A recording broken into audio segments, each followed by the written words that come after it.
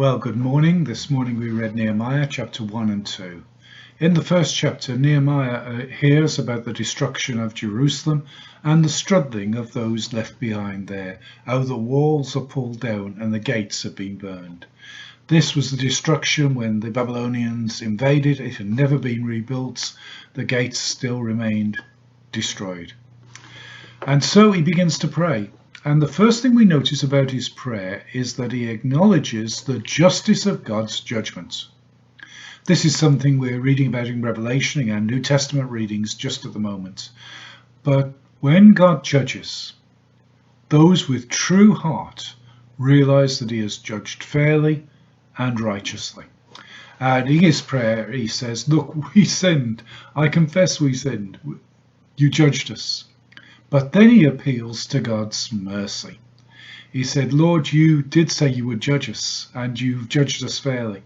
But you also promised us restoration if we return to you. Now, Lord, give us that restoration. I'm praying to you before I go into the king." And then he went into the king in chapter 2.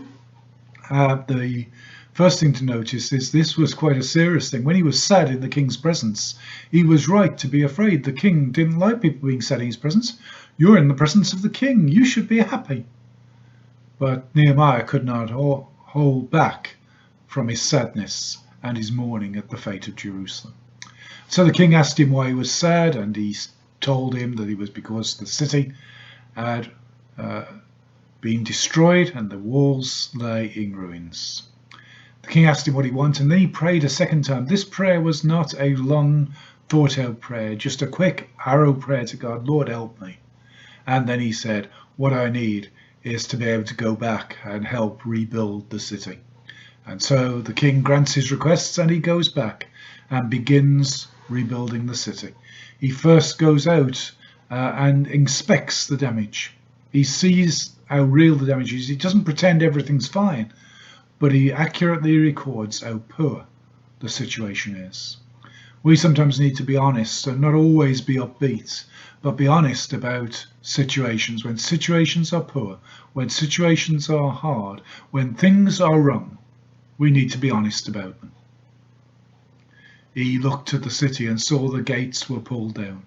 And then he said, "Let us start rebuilding." And the people responded, "Let us start rebuilding." And so they began the good work. Even though they had some opposition, even at this early stage, they were confident that God would give them success. We as servants will start rebuilding. Here is a dual truth.